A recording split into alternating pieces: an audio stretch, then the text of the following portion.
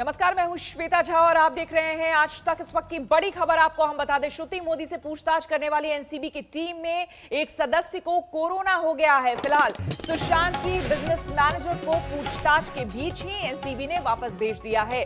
आज एनसीबी ने सुशांत की टैलेंट मैनेजर जया साहा को भी पूछताछ के लिए बुलाया है। रिया की ड्रग चैट में श्रुति मोदी और जया साहा का नाम शामिल था। जया साहा ने खुद पूछताछ में इस बात को कबूला था कि उन्होंने सीबीडी देने की बात कही थी सुशांत के स्ट्रेस को कम करने के लिए। तो तमाम कई ऐसे सवाल हैं जिसको लेकर अब सामना करना है उनका एनसीबी के सवालों का, इन दोनों को। लेकिन आपको बता दें कि एनसीबी के एक जो टीम पूछताछ करेगी उसमें एक शख्स को कोरोना होने की वजह से श्रुति मोदी को वापस भेज दिया गया।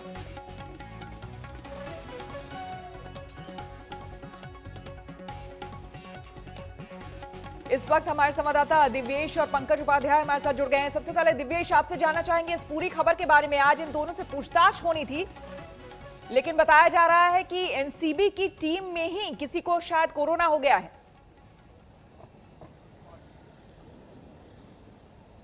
जी श्वेता, अभी अभी आए हुए एक एंटीजन टेस्ट के रिपोर्ट के हिसाब से एसआईटी की जो एनसीबी की टीम है उसमें एक पर्सन पॉजिटिव आया है, एक व्यक्ति पॉजिटिव आया है। उसकी एंटीजन टेस्ट अभी पॉजिटिव आई है। एंटीजन टेस्ट को पूरी तरीके से एक पुख्ता रिपोर्ट नहीं माना जाता है, इसीलिए एनसीबी के अफसरों का यह कहना है कि अब उनका आरटी-सीपीआर जो टेस्ट होता है कोविड की जांच के लिए, जिसमें स्वैब लिया जाता है, वो टेस्ट करवाया जाएगा। पूरी टीम का वो टेस्ट करवाया जाएगा और उसके रिजल्ट जब तक नहीं आ जाते उसके बाद ही कोई निर्णय लिया जाएगा। उसके बाद प्रोटोकॉल के तहत कोई भी निर्णय लिया जाएगा। पर अभी जो है वो एंटीजन टेस्ट एक व्यक्ति का, एक अफसर का, बिल्कुल। हमारे संवाददाता पंकज उपाध्याय एनसीबी के दफ्तर पर ही मौजूद हैं। पंकज, आपसे जानना चाहेंगे इसका क्या मतलब निकाला जाए, यानी आज जो पूछताछ होने वाली थी श्रुति मोदी से और जया साहा से, ये पूछताछ आज नहीं होगी, आगे कोई डेट दिया जाएगा?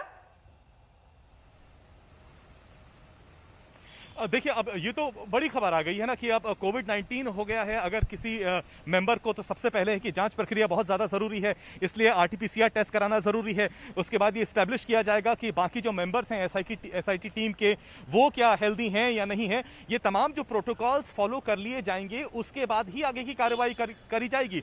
श्रुति मोदी आई थी, लेकिन जब एंटीजन टेस्ट सामने आया उसमें पॉजिटिव होने की खबर आई एक मेंबर की, तो श्रुति मोदी को वापस भेज दिया गया है। और नारकोटिक्स कंट्रोल ब्यूरो के अधिकारियों का कहना है कि जया साहा जो एक और इंपॉर्टेंट कैरेक्टर है इस पूरी कहानी में, जब तक ये प्रोटोकॉल्स पूरे नहीं हो जाते, जब तक सारी रिपोर्ट सामने नहीं आ जाती, तब तक उनको समन नहीं किया जाएगा। यानी इसका सीधा सीधा मतलब ये है कि जब तक सेफ्टी प्रोटोकॉल्स पूरे तरीके से साफ नहीं होते, तब तक आगे की इन्वेस्टिगेशन, मानो एक तरीके से अब उस पर विराम आ गया है। जब पूरा हेल्थ सिनेरियो क्लियर हो जाएगा तभी आगे की इन्वेस्टिगेशन कार्रवाई होगी। जी बिल्कुल, बहुत बहुत धन्यवाद आप दोनों का तमाम जानकारी के लिए। और आपको बता दें कि रिया के ड्रग कनेक्शन में एनसीबी ने जिस ड्रग तस्करी के आरोपी यानी कि करमजीत को पकड़ा है, उसकी एसयूवी को भी एनसीबी ने जब्त कर लिया है। एनसीबी के दफ्तर के बाहर से यह रिपोर्ट देखिए। इस वक्त हम मुंबई के नारकोटिक्स कंट्रोल ब्यूरो के हेडक्वार्टर्स के सामने मौजूद हैं। ऑफिस के ठीक नीचे आप देखिए, आपको ये एसयूवी गाड़ी नजर आती है, आलीशान एसयूवी MH46S 4455। जी हाँ, ये वही एसयूवी है जिसको नारकोटिक्स कंट्रोल ब्यूरो ने अब सीज कर लिया है और ये ड्रग पेडलर करमजीत सिंह की बताई जा रही है। नारकोटिक्स कंट्रोल ब्यूरो के सूत्रों का कहना है कि करमजीत सिंह, जो कि एक ड्रग पेडलर है, जो अब एनसीबी की गिरफ्त में है, वो इसी गाड़ी के जरिए शहर के एक हिस्से से दूसरे हिस्से तक ड्रग्स को ले जाया करता था, यानी सप्लाई करता था, डिस्ट्रीब्यूशन करता था।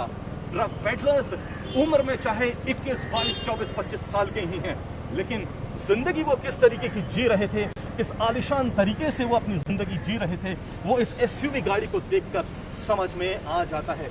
नेटवर्क बहुत बड़ा है, बहुत फैला हुआ है। नारकोटिक्स कंट्रोल ब्यूरो का कहना है कि ये कॉन्टैक्ट बेस्ड नेटवर्क है, जिसके तार बहुत ज्यादा फैले हुए हैं, मुंबई से लेकर गोवा तक, मुंबई से लेकर दिल्ली तक, मुंबई से लेकर कर्नाटका तक।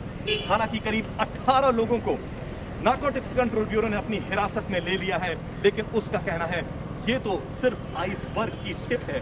अभी बड़ा पूरा आइसबर्ग यानी 3/4 आइसबर्ग तो अभी खंगालना बाकी है। तमाम लोगों से जो पूछताछ करी गई है उनके पास से कई और नाम सामने आए हैं। उन नामों को ट्रेस करना, उनको एप्रीहेंड करना, उनसे पूछताछ करना तो बाकी है। इसी कड़ी में करमजीत सिंह, मुंबई का ड्रग पेडलर जिसको पकड़ा गया, उसके पास से ये एसयूवी बरामद की गई और जब डिटेल्स सामने आई तो नारकोटिक्स कंट्रोल ब्यूरो भी हैरान रह गया।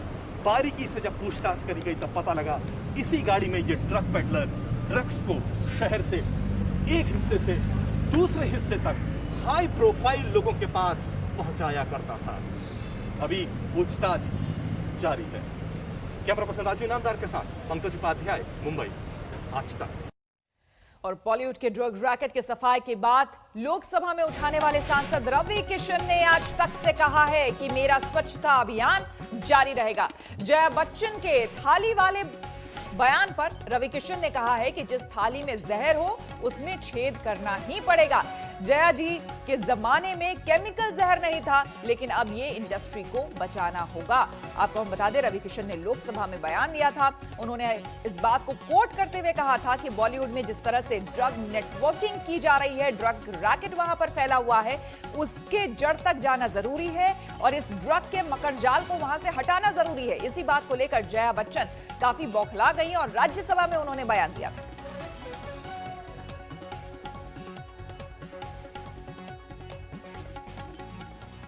बॉलीवुड में डिटॉक्सिफिकेशन की शुरुआत तो हो गई है। कई लोग इसे डिटॉक्सिफिकेशन मान रहे हैं, यानी एक बार सफाई की शुरुआत।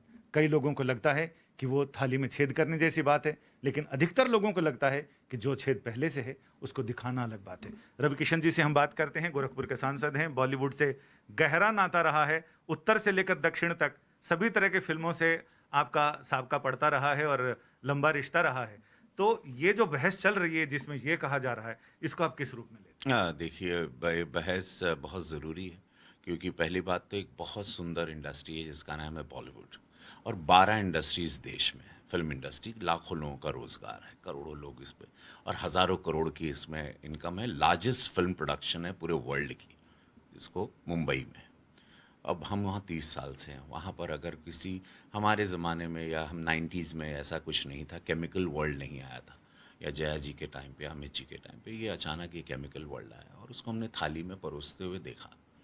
तो हमको ये बोलना ज़रूरी था, और ऐसी थाली को हम छेदना ज़रूर चाहते हैं जहाँ पर मेरी युवा पीढ़ी, मेरी इंडस्ट्री के लोग, मेरे देश के बच्चे बर्बाद हों, नशेड़ी बने, तड़प तड़प के मरें, रिहैब सेंटर्स जाना पड़े या तो सुसाइड के लेवल पे चला जाए।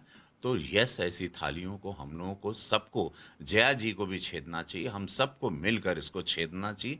और ऐसे लोग जो चंद गंदी मछलियां हैं जो पूरे तालाब को ख़राब कर रही हैं। फिल्म इंडस्ट्री बहुत सुंदर, एक गंगा जल की तरह, गंगा की तरह बहुत सुंदर। यहाँ भारत रत्न हुए, पद्म भूषण हुए, पद्मश्री हुए, दिग्गज कलाकार, अरे क्या एक एक अद्भुत लोग हैं, अद्भुत व्यक्तित्व लोग हैं, सारे सूफी लोग हैं, संत लोग हैं, एक लिखते हैं, कलाकार हैं, परफॉर्मर्स हैं, एंटरटेन करते हैं देश को। उन सब का नाम बिगड़ रहा है। सारे दुखी हैं इस वक्त मुंबई में चंद लोगों की वजह से। तो उन चंद लोगों के लिए मैंने आवाज़ उठाई थी कि ये चंद लोगों को पकड़ना चाहिए, इन पर कड़ी कार्रवाई होनी चाहिए, इन लोगों को निकालना चाहिए इंडस्ट्री से।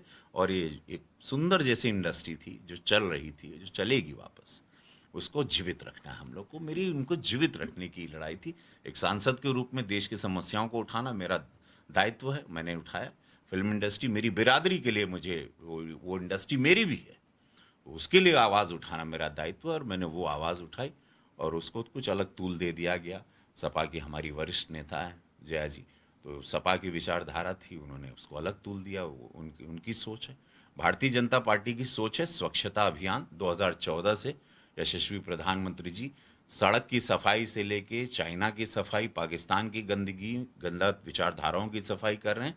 अब हमारी पार्टी ड्रग्स की सफाई कर रही है। तो ब्रेक से पहले आपने रवि किशन को सुना और उसके बाद आपने जाना कि किस तरह से बॉलीवुड बढ़ चुका है ड्रग कनेक्शन को लेकर। आपको बता दें कि इस विवाद में बड़ी खबर सामने आ रही है कि अब आरएसएस भी इसमें कूद पड़ा है। आरएसएस नेता रामलाल ने जया बच्चन पर पलटवार करते हुए कहा है कि स्वास्थ्य की दृष्टि से थाली निरंतर साफ होती रहनी चाहिए। तो आरएसएस भी इस पूरे विवाद में कूद चुका है। सबसे पहले विवाद की शुरुआत ही आपको बता दें लोकसभा से हुई, रवि किशन के बयान से हुई, जिसके बाद जया बच्चन ने कहा कि जिस थाली में खाते हैं उसी में छेद करते हैं। कंगना रनौत का उसके बाद ट्वीट आया और इस ट्विटर वॉर में अब आरएसएस भी कूद पड़ा है। पहले कंगना फिर रवि किशन ने बॉलीवुड में ड्रग्स के बोलबाले पर सवाल उठाए, जिस पर जया बच्चन के बाद तापसी पन्नू ने भी कंगना को घेरा। पहली बात तो उन्हीं के शब्दों में बोलना चाहूंगी, जिस थाली में खाते हैं उस थाली में छेद नहीं करना चाहिए। जिस इंडस्ट्री ने आपको इस मुकाम पे जो आपको लेकर आई है, जहाँ पे आप लोग आपकी बात सुनते हैं, आपको मानते हैं, आपको वैल्यू देते हैं, आपको उन्होंने इतना बड़ा स्टार बनाया है, ये इंडस्ट्री ने आपको प्लेटफॉर्म नहीं दिया होता तो शायद आप इतने बड़े स्टार नहीं बन पाते। तो उसी खातिर एटलीस्ट इस इंडस्ट्री को इतने गंदे और गलत तरीके से जो नीचे गिराया जा रहा है इस समय, आई थिंक मेरे को बिल्कुल वो गलत लगता है। ये किसने कहा कि अब डार्कर साइड सामने आ रही है? अरे आप अगर बॉलीवुड का रिकॉर्ड देखें तो फिल्म इंडस्ट्री के कितने कलाकार और कितने लोगों की कितनी क्राइम्स एंड ऐसे ऐसे केसेस जो सामने आए हैं, कितने तो सेंटेंस सर्व भी किया है जेल के अंदर। तो कोई नई बात नहीं है। गलत और सही लोग हर इंडस्ट्री में होते हैं, जिस तरह से बॉलीवुड में है। तो उसके अंदर ये कहना तो गलत होगा ना कि पूरी की पूरी बॉलीवुड ड्रग्स करने लग गई है। अगर आपके कुछ लोग खराब है, वो तो हर इंडस्ट्री में होते हैं ना।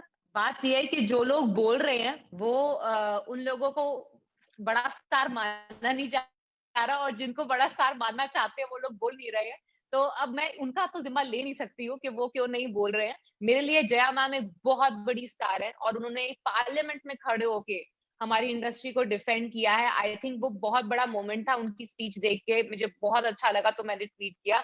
अब बाकी लोग क्यों नहीं बोल रहे हैं उसके लिए तो हमें लगता है कि अलग से एजेंसी बिठा देनी चाहिए कि क्यों नहीं बोल रहे हैं। और इसी के साथ हमारे लिए वक्त हो गया है एक छोटे से ब्रेक का। बने रहे हमारे साथ, देखते रहिए आज तक। नमस्कार, मैं हूं अंजना ओम कश्यप। हमें उम्मीद है ये वीडियो आपको पसंद आया होगा। लेटेस्ट खबरों के लिए यूं ही देखते रहिए आज तक, और इस वीडियो के पसंद आने पर लाइक, शेयर एंड सब्सक्राइब करना ना भूलें।